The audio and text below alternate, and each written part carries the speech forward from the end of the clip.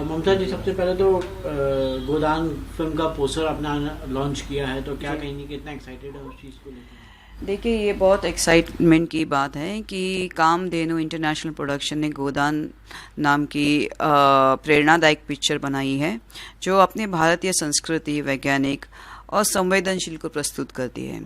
मैं तो चाहूँगी कि प्रत्येक हिंदू और हिंदुस्तानी को, चाहे वो कौन से भी धर्म के क्यों ना हो, उनको ये पिक्चर ज़रूर देखनी चाहिए, क्योंकि गौ माता का सिर्फ जिक्र अपने हिंदू वेदों या पुराणों में ही नहीं लिखा है।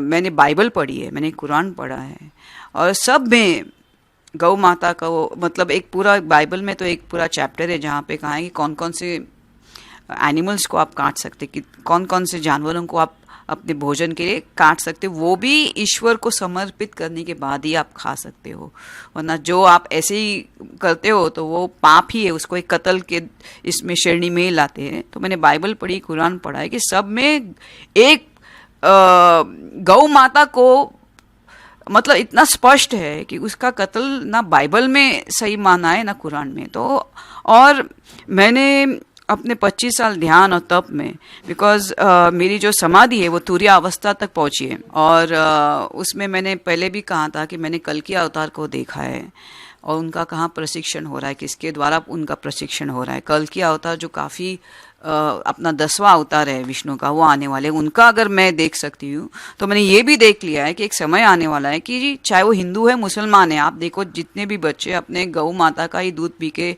स्कूल में जाते हैं, ऋषियों का आहार ही दूध होता है।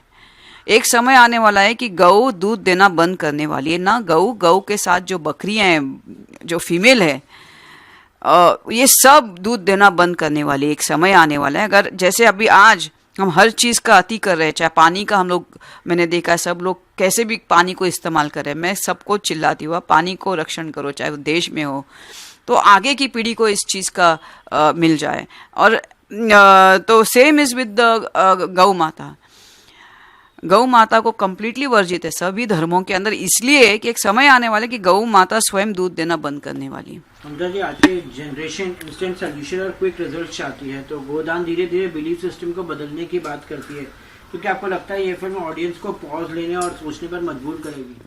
ये फिल्म तो मैं बोलूँगी मजबूर करेगी। एक संवेदनशील नाम की कोई चीज़ होती है। आप गौ माता को कैसे आप उसको काट सकते हो, बिकॉज एक माँ है, वो दूध देती है, और किसी भी धर्म में देखो माँ को बहुत ऊपर दर्जा दिया है। कभी कभी तो अभी इस्लाम में तो अल्लाह को पूछा है कि आपके बाद किसको हम उतना महत्व दे, तो उन्होंने माँ को 3 बार उसका उल्लेख किया है, कि सेकंड बार भी किसी ने पूछा किसको, तो तवज्जो दी तो माँ को दिया। माँ क्यों? तो माँ तो हर एनिमल्स की जो माँ होती है, चाहे वो बकरी है, ये है, इनसे दूध मिलता है, उससे पूरा आपका जनरेशन बढ़ता है उस दूध से। आप उसको ही काटोगे तो आपने आप माँ को काटने के बराबर ही हो गया। तो आप सोचो, आप आगे की पीढ़ी को दूध मिलेगा? आजकल की फिल्मों की बात की जाए तो आजकल की फिल्मों के बारे में अगर जरा से भी रिलीजन के बारे में कुछ ज्ञान देने की कोशिश करते हैं तो लोग उसे प्रोपेगेंडा फिल्म मानते हैं, तो क्या कहेंगे उसके बारे में? नहीं, ये सब नहीं करना चाहिए। और मैंने सबको देखा है कि किधर हम लोग विकृत हो गए, सब लोग विकृत मानसिकता के हो गए। जिधर भी थोड़ा सा हम लोग हिंदू गाय को देखोगे तो दूसरे दो कौम के लोग हंसने लगते, क्या हंसने का है, ये कर्मा है, हम लोग जाके आके उधर ही आएंगे, आज आप हमको खाएंगे, हम आपको खाएंगे। मतलब हमारे कर्म लिखा है, हमारे भागवत गीता में तो यही लिखा है कि आप जो करोगे वो आप वो पाओगे। तो कहने का तात्पर्य क्या है कि आप जैसा आप दूसरों को दोगे वही आपको कष्ट होगा। फिर जब आपके लोग कटते जाएंगे तो हम देखते कि कोई किसी में भी संवेदनशील नहीं होता है। क्यों? अभी सब जगह हम लोग सब जगह देख रहे हैं कि सब युद्ध में सब कैसे भी जा रहे हैं, कितने लोग भूखे, कहाँ भूखे। ये सब दंड है, ये सब कर्मा है। मैम, फाइनली गोदान एक फिल्म है जो सवाल उठाती है और जवाब थोपती नहीं है, तो आपके ऑडियंस की तरफ से क्या कन्वर्सेशन की उम्मीद करते हैं जब वो थिएटर से बाहर निकलेंगे? तो मुझे लगता है और संवेदनशील आदमी हो जाएगा, 10 बार सोचेगा कि आप क्या गौ माता को बिल्कुल भी हानि नहीं पहुंचानी चाहिए। अगर आप चाहते हो कि कुछ और बरस वो रहे अपने साथ, और उसका दूध, हम बच्चे हैं चाहे सब है, चाय तो हम दूध के बिना सोच ही नहीं सकते। तो आप ही सोचो क्या कर रहे हो आप। मैं सब मनुष्य को बोलेंगे सोचो आप क्या कर रहे हो, 50 साल मैंने देखा है कि ये सब होने वाला है। Ma'am recently A R Rahman की कंट्रोवर्सी एक आई थी जहाँ पे उन्होंने कहा था कि उनको इतना काम नहीं मिला था जितना 90s में मिलता था, 8 जी। साल से उनके पास इतना काम नहीं है। तो उनका कहना है कि वो कहीं ना कहीं जो है धर्म को मानते हैं कि मतलब जो माइनॉरिटी के हैं इसीलिए उनको इतना काम नहीं मिल पा रहा। तो क्या कहेंगे? देखिए मैं तो सोच रही हूँ आई एम सो फॉर्चुनेट, मैं 90s में मैंने काम किया, बिलीव मी हम सब हिंदू मुसलमान, बिलीव मी मैंने नहीं सोचा मेरे साथ आमिर खान ने काम किया, शाहरुख ने काम, हमने कभी एक दूसरे का धर्म ही नहीं देखा यार, सीरियसली।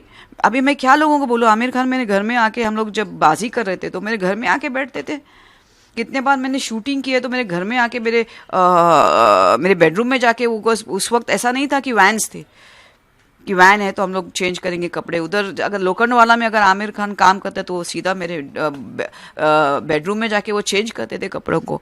और मेरी माँ बोलती थी इवनिंग को जब मैं आऊँगी शूटिंग के बाद कि आमिर आके गए थे वो, उन्होंने बिकॉज वहाँ उस वक्त ऐसा नहीं होता था, हम लोग किसी के भी घर में घुस जाके हमारा ड्रेसिंग करके शूटिंग, रास्ते पे शूटिंग करते थे। तो कहने का तात्पर्य उस वक्त हमने देखा ही नहीं। और बाजी जब मेरी शूटिंग चल रही थी, चाहे वो आमिर खान के साथ की नो, हम लोग शूटिंग के बाद सीधा मेरे घर पे आते थे, वो जाके मेरे किचन में जाके चाय बनाता था। तो कहने का तात्पर्य ऐसी हमारी, और जब हमारा वर्ल्ड टूर हुआ, मेरा एक वर्ल्ड टूर हुआ आमिर खान और शाहरुख खान के साथ, तो हम एक दूसरे के घर में बैठते थे, कोई सब चाय बना रहा है, कोई ये बना रहा है, कोई बैठे हैं, हम लोग डिस्कस, वी नेवर थॉट कि ये मुसलमान है। और अभी क्या विचित्र हो गया, अभी वाकई ही बॉलीवुड में ये सब चीज़ आ गई, सब जगह ऐसा हो गया कि ये हिंदू की पिक्चर है, इसको ना देखो, ये मुसलमान का एक्टर, उसको, ये सब बंद हो। कलाकार कलाकार होता है, ये सब में भेदभाव मत लेके। और जैसे आप बोलते हैं यार रहमान काम, हर चीज़ की उम्र होती है। अभी शायद आपकी म्यूजिक उस टाइप की नहीं है, आ जाओ तुम भी रैम्बा सांबा जोम्बा करके आपको मिल जाएगा। हाँ, मुझे किसी का बोलना नहीं चाहिए, अभी काफ़ी अच्छे अच्छे सिंगर घर में बैठे हैं, किसी ने बोला कोई ये बैठा है वो बैठा है, तो तुम लोग नहीं बना पा रहे हो तो आ जाओ मैगी नूडल्स खा के वो बनाओ। आज के जो म्यूजिक है इधर से निकल के बाहर जाते हैं, ऐसा बनाओ तो आप आ जाओगे इन, यूल बी। मैम आपको लगता है कि आजकल की जो फिल्में बन रही हैं या जो म्यूजिक बन यो हनी करो तो आ जाओगे आप। ए आर रहमान को बोले चेंज करो, आपका भी ओल्ड हो गया, वो हमारे कान में अच्छे लगते थे, अभी यंगस्टर्स में इतना पेशेंस नहीं है, ठीक है ना। आजकल की जो फिल्में बन रही है, जो म्यूजिक बन रही है, उस हिसाब से आप क्या कहेंगे उसके बारे में, कि मतलब आपको लगता है कहीं ना कहीं चेंज होना चाहिए लोगों को? अभी कुछ रहा ही नहीं, अभी यंगस्टर्स की जैसी सोच है ना वैसी गाने बन रहे हैं, और वैसे ही म्यूजिक डायरेक्टर आ गए, सब पॉपकॉर्न खाने वाले म्यूजिक डायरेक्टर आ गए बॉलीवुड के अंदर। बेचारे ए आर रहमान को तो खुशी होनी चाहिए, मैं अपना कचरा क्यों करूँ इधर आके जनरेशन में गाना क्या बनाने।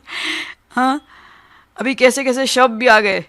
अच्छा, मैं जब दुबई में थी, मैं ध्यान कर रही थी दुबई में, और कभी कभी ऐसे लोग आते थे कहाँ से भी, बिकॉज वो तभी मुझे देखते थे कि मैं बॉलीवुड की एक्ट्रेस, वो बिकॉज मैंने अपना आध्यात्मिक मेरे अंदर ही रखा था, मैं सोचती थी मैं आध्यात्मिक हूँ, मैं अंदर ही रखूँ, क्या उजागर करना है। हाँ, कोई आगे डिस्कस करता है तो उसको बोलूँगी, वाह मैंने भी ध्यान किया, तब किया, मैंने पुराण पढ़े, वेद पढ़े।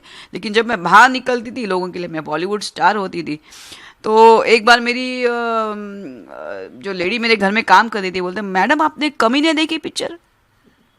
मैंने कहा बिलीव में मैंने 12 साल, बिकॉज आप बोलते हैं ना ईश्वर की और अल्लाह की हम आराधना करते या ध्यान करते तो सब कुछ छोड़ देते, मैंने देखी नहीं 12 साल, कोई पिक्चर ही नहीं देखी। तो मैंने कहा कमीने क्या, sorry excuse me what, and वो क्रिश्चियन थी। मैंने कहा मैम डिड यू सी कमीने? आई सेड कमीने क्या देखने का है? तो बोलते नहीं पिक्चर इज कम कमीने। में कहा अरे वाह, कमीने जैसी टाइटल आ गई पिक्चर, इसकी अभी क्या होना चाहिए, उसकी लिरिक्स क्या होगी जिसका टाइटल ही कमीने है। तो से इस्तीफा दे दिया।